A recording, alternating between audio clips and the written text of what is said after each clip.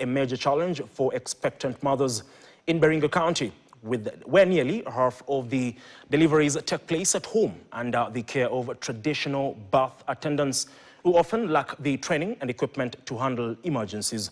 The situation is worsened by long distances to health facilities, staff shortages, and lack of essential emergency equipment. But in the heart of the county, one rural dispensary is defying the odds, as Ken Geshuhi reports. Baringo County is one of the most underserved areas on healthcare access, leaving expectant mothers at greater risk during pregnancy, with nearly 40% of the deliveries taking place at home. Health promoters have linked this to the high mortality rate in the county, with some constituencies such as Baringo South recording 132 maternal deaths per 100,000 live births. This is almost twice the global target under Sustainable Development Goal number 3, which aims to reduce the figure to below 70. Baringo County, out of the women, 100 women who deliver, 39 deliver at home. That is as per what was reported in 2025.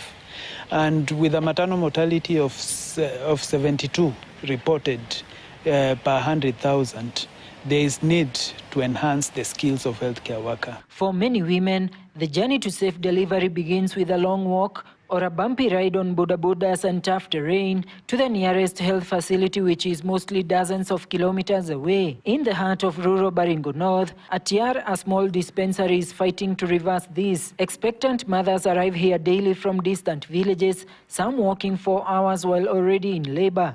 Here they are served by Frederick Kipsang, supported by the local community. Last month I had 39, mwezi wa pili nilikuwa na 45. It ranges between 25 and 45 up. With only one nurse employed by the government and another paid through share reimbursements, the pressure on the facility is evident. Already tuko na maternity working in place. Tumefungua pia lab is working in place. Hatuna hawa technician ambao ungesaidia. We want to have a modern maternity. Enye iko na all machines, well equipped, that can serve our women. Ile hata iko na operational room, tunaweza, because as we speak, we cannot go beyond. Ile tunafanya, ile tunasaidia kina mama ambao normal deliveries. For Kipsang, some life-threatening emergencies are inevitable.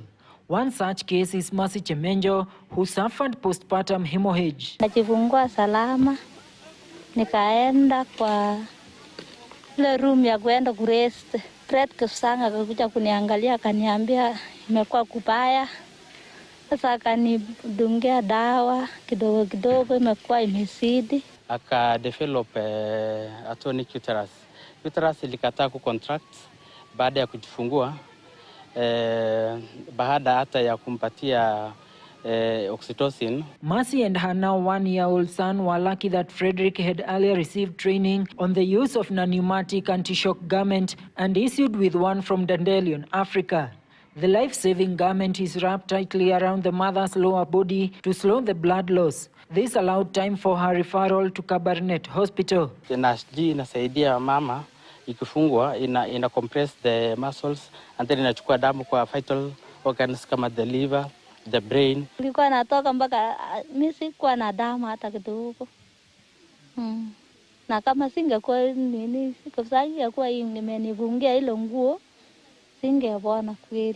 So this can be useful even on transit when you are transporting patient from one facility to the other. Like in Tiati, we had a mother who was tied Nurse G and waited for 24 plus hours because they didn't have the blood that was needed that matched the patient, and it has to be ferried all the way from Naivasha. Beyond infrastructural and human resource challenges, the Kenya Health Information System indicates that skilled birth attendance in Baringo North stands at 33%, far below other parts of the county. Yeah, we had one which was very active TBA. Okaambia instead of doing delivery at home, upeleke hospitali, akaandikwa kama CHP. Dandelion Africa works with traditional birth attendant to empower them to become birth companion.